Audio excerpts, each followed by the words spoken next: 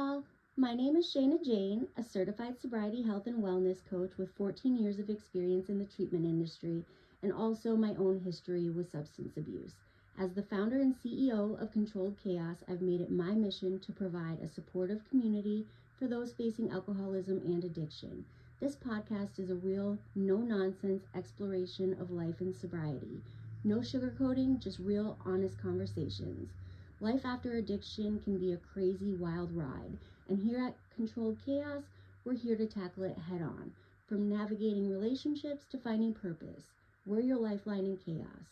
Let's dive into the real challenges of sobriety and carve out our path together. I love y'all mucho. Let's go. Let's see. All right, sounds good. My name is Ethan Poetic. I am a keynote speaker, life coach, and of course, a two-time college graduate and a self-published author of my autobiographies called The Inspirational Story of Ethan Poetic, Chronicles of Adversities, Education, Sports, and Relationships, along with resiliency.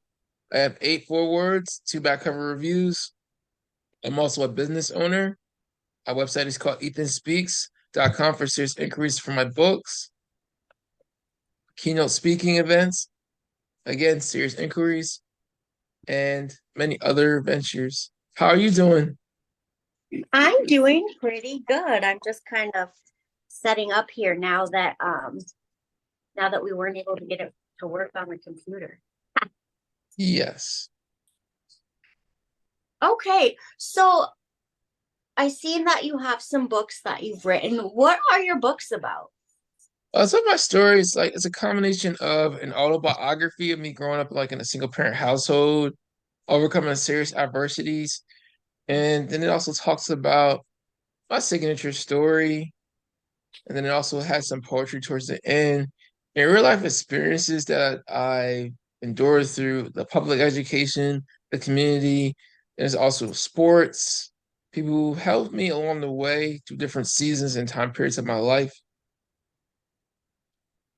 Okay, so tell me a little bit about, you said you grew up in a single parent household. I know a lot of people have. What was that like for you? Seemed normal. Basically, the backstory is like my mom had my older brother, I think either right after high school or 1 year after high school. And that situation didn't work out with that man. I never knew who he was. It was way before I was born. Then about 9 years later, my mom meets my dad, but he was already with a whole nother woman, and he already had a child with her, but she didn't know about it. And eventually, 2 women got pregnant at the same time. The woman my dad was with, and my mom and my sister and me are 2 months apart. But the first 4 years of my life, I didn't know I had a brother and a sister that lived somewhere else outside the household. And then eventually, my mom meets another man, then has 2 kids by him. But then for some reason, they break up. I remember day like it was yesterday. My stepfather was just packing up stuff. I heard the briefcase closing, heard the zipper start zipping up, had his bags full in his hands, opened up the door, gone, and never came back. And that was just very surreal to me at the time because I spent more time with him than my own biological father. Okay, And so he had been in your life for how long? then during that time period, I'm not sure when he came in. I just know he came in when I was a toddler. And then, yeah, that's basically what I know. I was able to have that talk with him as an adult where he explains that certain things in the relationship between him and my mom just weren't working out. Mm-hmm. And unfortunately, breakups do happen. And sometimes you Right. can come back from it, and it requires taking several steps back, reorganize the faith, redo the foundation. But it's hard to do that when 2 people are cohabitating because you're basically giving up the benefits of a husband and a wife without a marriage license.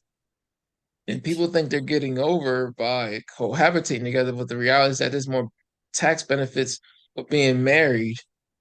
Even though a man can risk losing 50% of everything, depending on what is marital property or Right. non-marital property.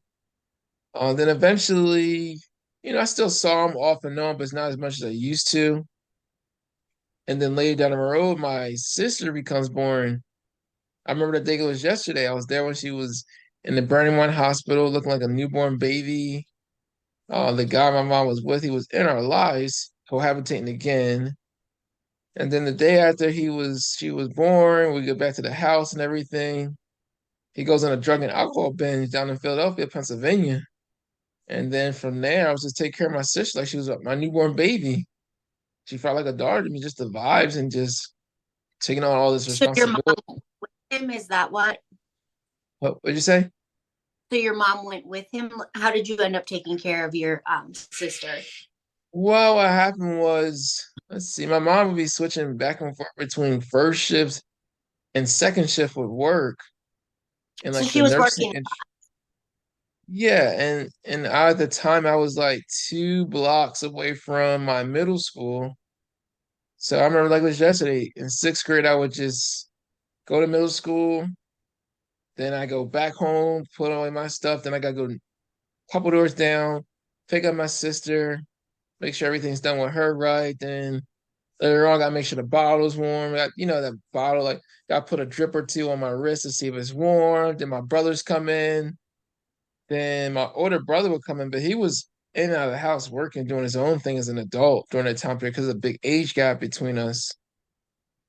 And So it's then, a little bit about myself. So I am I was a single mom forever, and I had my oldest daughter when I was 16. I ended up having 3 kids. So quite a few failed relationships, right? And I also had a substance abuse issue. So a lot of the things that you talk about are what my kids had to go through growing up, and even stuff that we're dealing with now, as far as my oldest is 21, and I've been sober for 3 years, and she's dealing with like a lot of trauma from her past, right, from stuff that we all went through.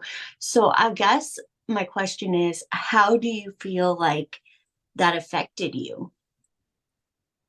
a lot of ways, like, well, I learned recently, like, just people always would question my confidence growing up, but I try to explain to them that I'm humble just about certain things in life because I don't need to bring attention to myself. Sometimes I did that in the classroom, being a class clown, playing the sports.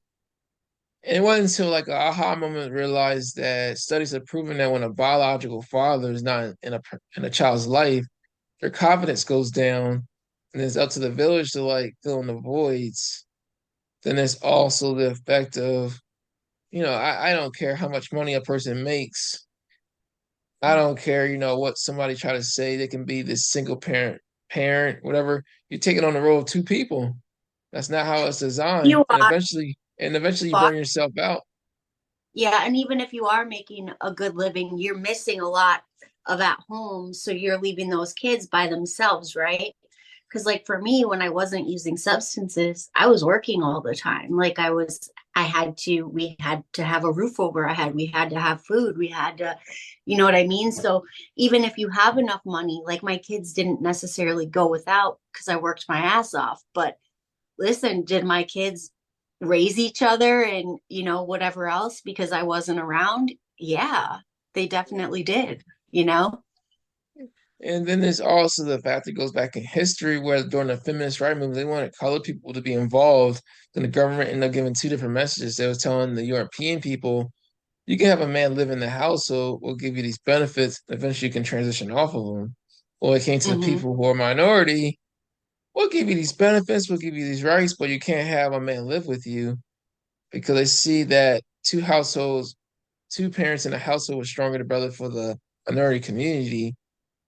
And a lot of women took the bait, unfortunately. And as you see now, you see increase over those time periods going way back in the day where there became an increased funding for the government programs because it was designed to help people get back on their feet, not be enabled. Then there's also an increased housing market where people want to annex the land of farmers, Mennonites, Amish.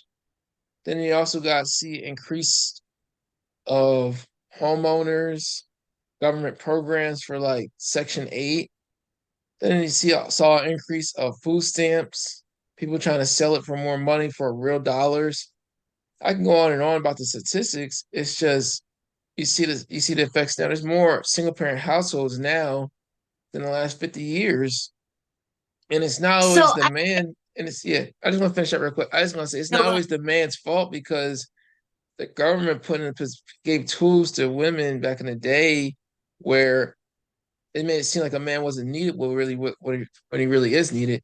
And in conclusion, you start to emasculate certain men, and then some men that are good men, sometimes they go unappreciated and become unsung heroes.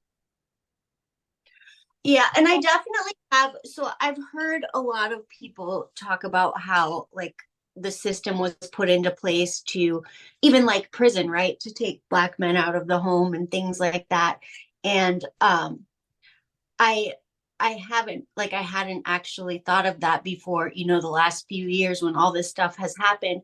I guess my thoughts around that, and I don't know if it's, true, not true, but there was a time, back in the day where you stayed with your partner or the person you were married with forever, no matter what, right? And then when social programs and things like that came in where you could have food stamps and you could leave people who, you know, like for instance, my grandma, like she stayed with my grandpa forever and he took care of her financially. He loved her, but he had kids all over place, right?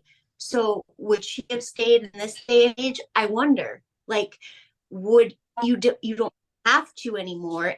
And should you have to? Like, should you have to stay somewhere where you're not happy? Or should you, always continue to try to work that out? Like women were given this option, yes, where they could say, like, hey, this isn't really working out for me. And where I normally wouldn't have the means to be okay on my own, I probably do, right? Like that's essentially what a lot of men like what their point is on that, right? Yeah, I have seen some women leave. Like for example, my cousin's grandma left the marriage because that man wasn't doing right. So what she ended up doing was she filed for divorce, got custody of the kids. She didn't care about the child support because the guy wasn't trying to pay. So she ended up working two jobs day and night, but she had to support the other family members to watch the kids. And eventually she became a homeowner. And when she became a Mm-hmm. homeowner, she eventually later down the road retired and living well. And then when that man looked back on her like, wow, I been messed up. Then there's another cousin who I have his grandma became a homeowner at 18 because her parents co-signed on the home, setting up Right. that person for financial success. I've seen women leave back in the day based on stories where it got to the point where someone was sick and tired of the sick and tired, and also seeing Right. some men leave because they got tired of the sick and tired and the sick and tired. What the reason why some of those relationships fail and succeed is goes back to the foundation each person stands on, because the person in your 20s and 30s and 40s are not always the same. And Right. there's And I also say that that's true because, I was married when I was younger and I thought he wasn't the greatest husband, and he wasn't. But now, when I look back as an older person, I wasn't the greatest wife either, right? And I've met somebody who's great and who helps out and who works and who does all those things. But I also think that some of that comes with just getting older and more mature, right? Like when you start having babies at 16, 17, 18, like the person you're with is still a child, and so are you. yeah, definitely. Uh, but just to wrap everything up on this subject, I've seen some people come back from those decisions.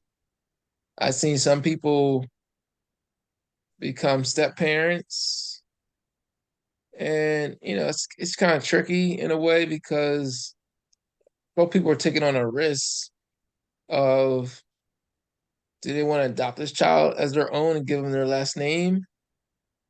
Then there's also the thought of, do we want to have a blended family, my kids, your kids, and we combine together? Right. And ultimately, when it comes down to it, it's just having those honest conversations, one on ones, either date night through a pastor, life coach, premarital counseling. Oh, premarital counseling is a time to like just air out anything that needs to be aired out, non-judgmental, and say their own truths. I love that that's something that you bring up. And I think that that's something like in our community that isn't often talked about, but it is being talked about a lot more now and utilized a lot more. I just took this master class about like social media and business and stuff like that with Spectacular from Pretty Ricky and Master P. And they talked a lot about how like getting more like coaches and mentors and things like that. And like, how do you learn how to like build a business, or how do you learn how to do these things if you don't have someone who's been there showing you it, right? So like counselors and like, you know, pastors, coaches, that type of thing. I think that it's awesome that you bring that up. Is that something you utilize to help you? Because obviously you had this life that, you know, could have went two different ways, right? You could have used that as an excuse to not do great things, but you have. So what helped you to do that? It's a combination of a lot of things. Uh, there's a lot of people during different time periods in my life, from grandparents, like I would stay over their homes, people in my neighborhood who just treated me like their own family. I'd be allowed to come in their homes, play the video games, eat, and all this other stuff. Then there's also the coaches with sports, or that was my outlet. Then there's also people in the community, being connected to certain judges for the right reasons, not no, I find you Right. guilty, or I sentence you to probation, parole, and all that other stuff. It's a lot of things I can say. Like, for example, and I talk about it in my book, where I wasn't expected to go to college because I was on an IEP plan. And it just so happens my dad was on an IEP plan, and he also grew up in a single parent household as well. So can So you just it's like I'm living his dream, but I'm still living my own life.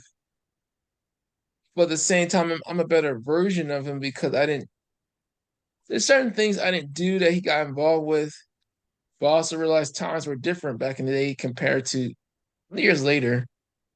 One story I can say particular is that, some people thought, hey, I'm a good athlete and everything, but there wasn't nothing evolving outside of that.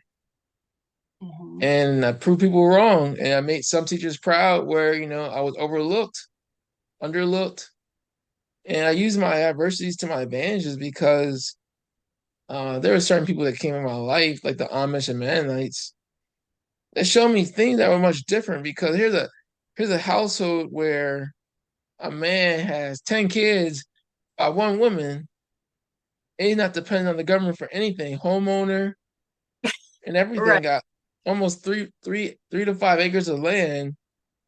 Yet I look at myself and certain other people who are single parents. You don't own the land, you rent the land. But I realized some people were set up for success, some people were set up for failure, or some people chose the road to failure. And unfortunately, it also goes back to the mindset of, do we want to be independent from the government or dependent on the government? So two things. First of all, can you explain just for people who aren't aware what an IEP plan is, what that actually looks like? It's an individual evaluation plan. Like, for example, it was originally designed for people who were, back in the day, autism really wasn't like specialized. Then there's also like certain people who were born with certain real disabilities. I forgot this one guy, Down syndrome. But what ended up happening was, back in the day, and this is all part of the government's plan, along with working with school districts. First, there was integration. Then it's also school districts realizing, okay, we're getting money from the homeowners. Let's see if we get money from federal state funding. Oh, wait, we got to have a certain number of people in our class, these certain classrooms, in order to qualify for that. in order for it to get inside the budget. So that's when they start targeting people who come from single parent households. Again, it goes back to what the government says to the minorities. And what end up happens is here's a person in the IEP plan. You got different teachers, a counselor, and somebody else. And you got this parent who don't know their rights with this IEP plan at all. So they're coming in blindsided and following the school district's agenda. Keep a person inside an Amazon box and not allowing them to be unleashed. And that's why the Department of Education instituted federal and state laws, because you're getting federal state funding. Here's the strings attached that come with it. So did you feel like your IEP was helpful to you in school, or did you feel like it kept you down, like you weren't smart enough or something? I'll say a combination of both. Before I, point out the school districts, I had to look at my own environment first. Like, if someone's not taking the time to read to me, sound out Right. words, and pronunciating certain things, teaching me the basics of math, it put me in a disadvantage compared to going to that school. And then you make your own self look back because now I'm a reflection of you, because you didn't take Right. the time to teach me certain things. But I was Yeah. always smart. My grandmas knew it. Both my grandmas knew I was born with greatness. It's just when you're born in a situation where you're disadvantaged inside the household, you not only gotta prove yourself to the world, now you gotta prove yourself to your parents who are not looking out for your best interests. Right. So As far as the IEP plan, it did work to my advantage where some of the people who were in my classroom I ended up playing sports with. And we eventually I transitioned off of it while still being in it. right. And some of the things that were said about me, I realized this is not true, because here I am reading newspapers while everyone else is struggling to read. And then it's also, I look at all that documents and I realize there was no expectation to go to college. The expectation was just get a dead end job. And I realized I'm being set up for failure because they want somebody to stay in the IEP classrooms so they continue to get their money by meeting the quota and meeting the bottom line. And lastly, I use it to my advantage in a sense of I proved a lot of people wrong and see expectations. And this documents wasn't like written by me. This is written by adults who are in the field of education who are supposed to empower kids. But I realized, there's some politics that goes on behind the scenes in these school districts. Definitely. Definitely. So you went on to go to college. Where'd you go to college at? My college journey wasn't like most people. It happened several years after high school. It was through this program called Atalo, which was founded by Jordan Steffi, who graduated from Conestoga Valley High School, Mm-hmm. Maryland University, Columbia, and also his wife. That's his significant other, his life partner, Keandra. Her maiden name is Bear. Now it's Steffi. They have 2 kids, about to have a third child on the way. He started his program to help people similar to me, but at the same time, they want people to be empowered, and all this other quotes and statements. When I met him was at church, and sometime later down the road, I go to Harrisburg Area Community College, and then I remember that day like it was yesterday. I go to meet my academic advisor. She printed out my degree audit, and the biggest smile came on her face. She said, I now qualify to apply for graduation and transfer to a university. So it was the best of both worlds. And I was in a dilemma of thinking, do I stay here at this community college for another semester, even though it's just for one class, or do I take the credits that I already have and it's time to transfer and graduate? And I chose that. And another key moment was like I was working in this warehouse up in Ephrata, told the people, they were happy for me. As soon as it was time to clock out, I was out of there faster than anybody. Then I drove from Ephrata all the way to Hershey, Pennsylvania, which is at the Giant Center.